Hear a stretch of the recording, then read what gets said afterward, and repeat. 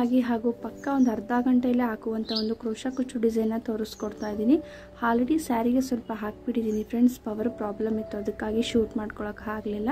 ಇವಾಗ ನೆಕ್ಸ್ಟು ನಾನು ಪವರ್ ಬಂದಮೇಲೆ ಶೂಟ್ ಮಾಡ್ಕೊಂಡು ನಿಮಗೆ ತೋರಿಸೋಣ ಅಂತೇಳಿ ಹಾಕ್ತಾಯಿದ್ದೀನಿ. ನೋಡಿ, ನಾನು ಇವತ್ತಿನ ಒಂದು ಡಿಸೈನ್ಗೆ ನಿಡಲ್ ನಂಬರ್ 10.075 mm ನಿಡಲ್ ತೊಗೊಂಡಿದ್ದೀನಿ. ಮತ್ತು ಆ್ಯಸ್ ಯೂಶುವಲ್ ಆಗಿ 6 ಎಳೆ ದಾರ ತೊಗೋತೀನಲ್ವ, 6 ಎಳೆ ದಾರನ ತೊಗೊಂಡಿದ್ದೀನಿ. ಮತ್ತು 2 ಥರ ಬೀಡ್ಸನ್ನು ಉಪಯೋಗಿಸ್ತಾ ಇದ್ದೀನಿ ಡಿಸೈನ್ಗೆ. ಒಂದು ಲೆಂತಿ ಬೀಡ್ಸು, ಇನ್ನೂ ಒಂದು ರೌಂಡ್ ಬೀಡ್ಸನ್ನು ಉಪಯೋಗಿಸ್ತಾ ಇದ್ದೀನಿ.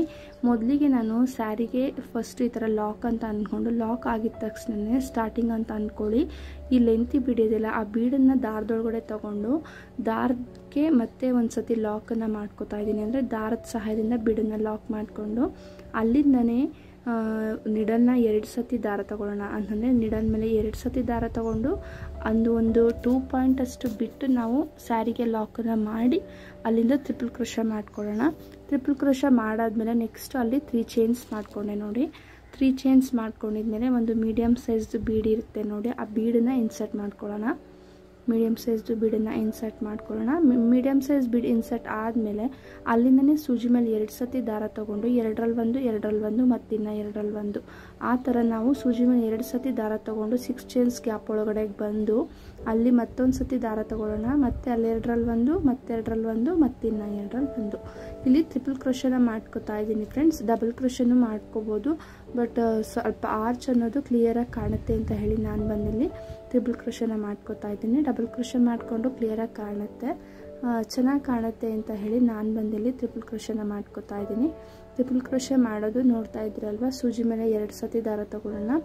ದಾರ ತೊಗೊಂಡು ಅದನ್ನು ನೆಕ್ಸ್ಟ್ ನಾನು ಗ್ಯಾಪ್ ಇರುತ್ತೆ ನೋಡಿ, ವಿ ಶೇಪ್ ಗ್ಯಾಪ್ ಇರುತ್ತಲ್ಲ, ಆ ಗ್ಯಾಪ್ ಒಳಗಡೆಗೆ ಬಂದು 2ರಲ್ಲಿ 1 ಮತ್ತು 2ರಲ್ಲಿ 1 ಮತ್ತು ಇನ್ನು 2ರಲ್ಲಿ 1 ಈ ಥರ ನಾವು ಇಲ್ಲಿ 7 ಟೈಮ್ಸ್ ಹಾಕ್ಕೊಬೇಕಾಗುತ್ತೆ. ನೋಡ್ತಾ ಇದ್ದಲ್ವ, ಸ್ಟಾರ್ಟಿಂಗಲ್ಲಿ ನಾವು ಫಸ್ಟು ಸ್ಯಾರಿ ಅಂತ ತಿಳ್ಕೊಂಡು ಲಾಕ್ ಮಾಡ್ಕೊಳ್ಳೋಣ. ಅಂತಂದರೆ ಸ್ಟಾರ್ಟಿಂಗ್ ಸ್ಯಾರಿ ಅಂತ ಹೇಳಿ ಲಾಕ್ ಮಾಡಿಕೊಂಡು ಲಾಕನ್ನು ಮಾಡಿದ್ಮೇಲೆ ಸ್ವಲ್ಪ ದಾರನ ಮೇಲೆ ತೆಗೆದು ಒಂದು ಲೆಂತಿದು ಬೀಡ್ ಬರುತ್ತೆ ನೋಡಿ, ಆ ಬೀಡನ್ನ ಇನ್ಸರ್ಟ್ ಮಾಡಿ ಲಾಕ್ ಮಾಡಿಕೊಂಡು ನೆಕ್ಸ್ಟ್ ಅಲ್ಲಿಂದ ನಾನು ಸೂಜಿ ಮೇಲೆ 2 ಸತಿ ದಾರ ತೊಗೊಂಡು 2 ಪಾಯಿಂಟ್ ಅಷ್ಟು ಬಿಟ್ಟು ನಾವು ಮತ್ತೆ ಸ್ಯಾರಿಗೆ ಲಾಕ್ ಮಾಡಿಕೊಂಡು ಅಲ್ಲಿಂದನೇ ಡೈರೆಕ್ಟಾಗಿ ನಾನು ಮತ್ತೊಂದು ಸತಿ ದಾರ ತೊಗೊಂಡು 2ರಲ್ಲಿ 1 ಮತ್ತು 2ರಲ್ಲಿ 1 ಮತ್ತು ಇನ್ನು 2ರಲ್ಲಿ 1 ಆ ಥರ ನಾನು ಟ್ರಿಪಲ್ ಕ್ರೋಶಾನ ಮಾಡಿಕೊಂಡೆ. ಟ್ರಿಪಲ್ ಕ್ರೋಶಾ ಆದಮೇಲೆ ಡೈರೆಕ್ಟಾಗಿ 3 ಚೈನ್ಸ್ ಹಾಕ್ಕೊಂಡೆ. ಚೈನ್ಸ್ ಹಾಕಿದ್ಮೇಲೆ ಅಲ್ಲೊಂದು ಮೀಡಿಯಮ್ ಸೈಜ್ ಬೀಡ್ ಕಾಣ್ತಿದೆ ನೋಡಿ, ಆ ಬೀಡ್ ಇನ್ಸರ್ಟ್ ಮಾಡಿ ಲಾಕ್ ಮಾಡಿಕೊಂಡು ನೆಕ್ಸ್ಟ್ ಅಲ್ಲಿಂದನೇ ಕಂಟಿನ್ಯೂ ಮಾಡ್ಕೊಂಬಂದೆ. ಇವಾಗ 7 ಟೈಮ್ಸ್ ನಾನು ಟ್ರಿಪಲ್ ಕ್ರೋಶೆ ಮಾಡಿದ್ದಾಯಿತು.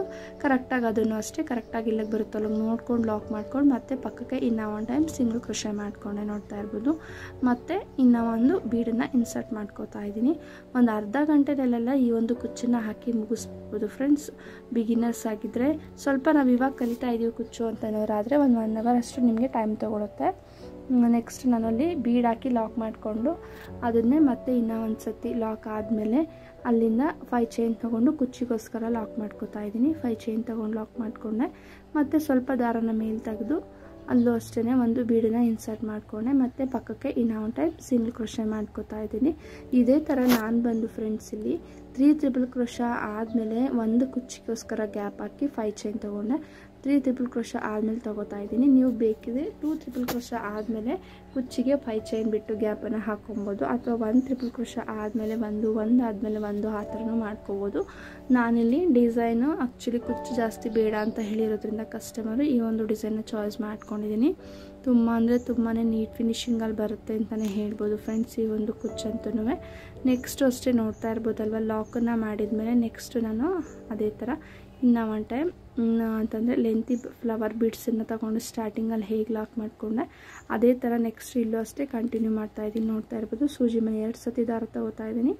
ದಾರ ತೊಗೊಂಡು ಸ್ಯಾರಿಗೆ ಲಾಕ್ ಮಾಡಿಕೊಂಡು 2ರಲ್ಲಿ 1 ಮತ್ತು 2ರಲ್ಲಿ 1 ಮತ್ತು ಇನ್ನು 2ರಲ್ಲಿ 1 ಸ್ಟಾರ್ಟಿಂಗಲ್ಲಿ ಹೇಗೆ ಮಾಡ್ಕೊಂಡ್ವಿ ಅದೇ ಥರ ಅಷ್ಟೇ ಫ್ರೆಂಡ್ಸ್. ಇಲ್ಲೂ 3 ಟೈಮ್ಸ್ ನಾವು ಚೈನ್ಸ್ ಹಾಕ್ಕೊಂಡು ನೆಕ್ಸ್ಟ್ ಸ್ವಲ್ಪ ದಾರನ ಮೇಲ್ ಮಾಡಿ ಒಂದು ಮೀಡಿಯಮ್ ಸೈಜು ಬೀಡ್ಸನ್ನು ಇನ್ಸರ್ಟ್ ಮಾಡ್ಕೊಳ್ಳೋಣ.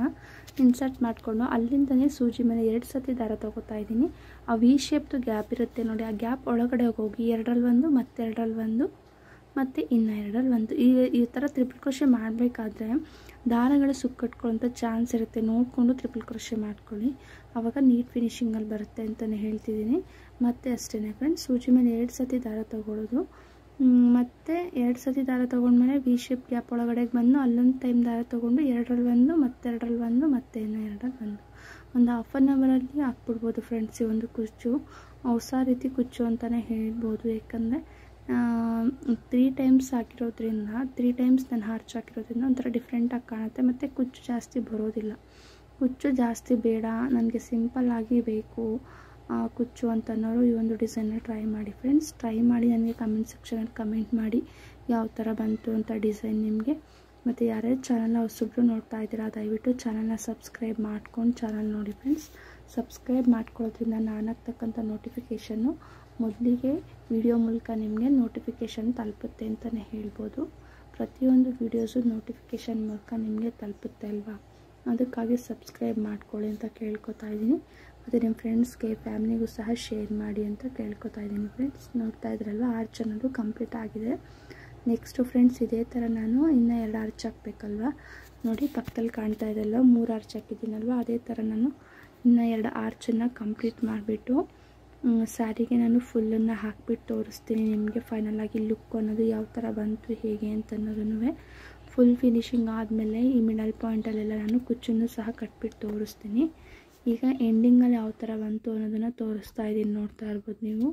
ನಾನಿಲ್ಲಿ 3 ಟ್ರಿಪಲ್ ಕ್ರೋಶ ಆದಮೇಲೆ 5 ಚೈನ್ ಹಾಕಿ 1 ಕುಚ್ಚಿಗೆ ಗ್ಯಾಪನ್ನು ಬಿಟ್ಕೊಂಡಿದ್ದೀನಿ. 3 ಟ್ರಿಪಲ್ ಕ್ರೋಶ ಆದಮೇಲೆ 1 ಕುಚ್ಚಿಗೆ ಗ್ಯಾಪು ಆ ಥರ ಮಾಡ್ಕೊಂಡಿದ್ದೀನಿ. ಬೇಕಿದ್ರೆ ನೀವು 2 ಅಥವಾ 1ಗೆ ಹಾಕಿ ಇದು ಮಾಡ್ಕೊಬೋದು. ಲಾಸ್ಟಲ್ಲಿ ಸ್ವಲ್ಪ ಜಾಗ ಉಳಿದಿತ್ತು, ಅದಕ್ಕಾಗಿ 1 ಕುಚ್ಚನ್ನೇ ಕಟ್ಬಿಡೋಣ ಅಂತ ಹೇಳಿ ನಾನು ಒಂದು 2-3 ಟೈಮ್ಸ್ ಚೈನ್ಸ್ ಹಾಕಿ ಅದನ್ನ ಬ್ಯಾಕ್ ಟರ್ನ್ ಮಾಡಿ ಗ್ಲೂ ಹಾಕ್ಕೊತೀನಿ ಫ್ರೆಂಡ್ಸ್. ನೆಕ್ಸ್ಟ್ ನಾನು ಈ ಮಿಡಲ್ ಪಾಯಿಂಟಲ್ಲೆಲ್ಲ ಕುಚ್ಚು ಕಟ್ಬಿಟ್ಟು ತೋರಿಸ್ತೀನಿ ನಿಮಗೆ ಯಾವ ಥರ ಬಂತು ಅಂತ. ನೋಡ್ತಾ ಇರ್ಬೋದು ನಾನಿಲ್ಲಿ ಸಿಲ್ವರ್ ಕಲರಲ್ಲಿ ಕುಚ್ಚನ್ನು ಕಟ್ಕೊಂಡಿದ್ದೀನಿ ಫ್ರೆಂಡ್ಸ್, ನೋಡ್ತಾ ಇದ್ದೀರಲ್ವ. ಆ್ಯಕ್ಚುಲಿ ಸ್ಯಾರಿ ಬಂದು ಈ ಥರ ಇದೆ ಕಾಂಬಿನೇಷನ್ನು, ಎಲ್ಲೋ ಮತ್ತು ಕಾಪರ್ ಸಾರಿ ಫ್ರೆಂಡ್ಸ್ ಸಿಲ್ವರ್ ಕಲರಲ್ಲಿದೆ ಸ್ಯಾರಿ. ತುಂಬ ಅಂದರೆ ತುಂಬಾ ಚೆನ್ನಾಗಿತ್ತು, ಸಿಂಪಲ್ ಆಗಿತ್ತು ಸ್ಯಾರಿ. ಇದೊಂದು ಟಿಶ್ಯೂ ಸ್ಯಾರಿ ಅಂತಲೇ ಹೇಳ್ಬೋದು. ಕುಚ್ಚು ನೋಡ್ತಾ ಇರ್ಬೋದು ಫ್ರೆಂಡ್ಸ್, ಜಾಸ್ತಿ ಕುಚ್ಚು ಬೇಡ ನಮಗೆ, ಕಡಿಮೆ ಕುಚ್ಚು ಬಳಸಿ ಕ್ರೋಶ ಹಾಕಬೇಕು ಅಂತಂದರೆ ಈ ಒಂದು ಡಿಸೈನ್ನ ಚಾಯ್ಸ್ ಮಾಡ್ಕೊಂಬಂದು ಒಂದು ಹಾಫ್ ಆನ್ ಅವರಲ್ಲೆಲ್ಲ ಹಾಕ್ಬಿಡ್ಬೋದು ಫ್ರೆಂಡ್ಸ್. ನೀಟಾಗಿ ಬಂದಿದೆ ಆರ್ಚುನೂ ಸಹ ಅಂತಲೇ ಹೇಳ್ಬೋದು. ಮತ್ತು ಇದ್ರ ಏನಂತಂದರೆ ಈ ಸಿಲ್ವರ್ ಕಲರಲ್ಲಿ ಕುಚ್ಚನ್ನು ಕಟ್ಟಿರೋದ್ರಿಂದ ತುಂಬ ಅಂದರೆ ತುಂಬಾ ಹೈಲೈಟಾಗಿ ಕಾಣಿಸ್ತಾ ಇದೆ ಅಂತಲೇ ಹೇಳ್ಬೋದು. ಕುಚ್ಚು ಚೆನ್ನಾಗಿ ಕಾಣಿಸ್ತಾ ಇದೆ, ನೀಟ್ ಫಿನಿಶಿಂಗ್ ಅಂತಲೇ ಹೇಳ್ಬೋದು. ಆಮೇಲೆ ಬೇಕಿದ್ದರೆ ನೀವು ಇದಕ್ಕೆ ನಾನು ಆರ್ಚ್ ಹಾಕಿದ್ದೀನಲ್ಲ ಅಲ್ಲೆಲ್ಲ ಬೇಕಿದ್ರೆ ನೀವು ಸ್ಲ್ಯಾಂಟ್ ಆಗಿದೆ ನೋಡಿ, ಆ ಸ್ಲ್ಯಾಂಟಿಂಗ್ ಆರ್ಚ್ ಅಂತಲೇ ಹೇಳ್ತಾರೆ ಈ ಕುಚ್ಚನ್ನು. ಸ್ಲ್ಯಾಂಟ್ ಆಗಿದೆಯಲ್ಲ ಆ ಕಡೆ ನೀವು ಬೇಕಿದ್ದರೆ ಒಂದೊಂದು ಸ್ಟೋನ್ ಚೈನ್ ಬಾಲ್ ಚೈನು ಸಹ ಹಾಕ್ಕೋಬೋದು ಫ್ರೆಂಡ್ಸ್. ದಯವಿಟ್ಟು ಚಾನಲ್ನ ಸಬ್ಸ್ಕ್ರೈಬ್ ಮಾಡ್ಕೊಂಡು ನೋಡಿ ಅಂತ ಕೇಳ್ಕೊತಾ ಇದ್ದೀನಿ. Thank you.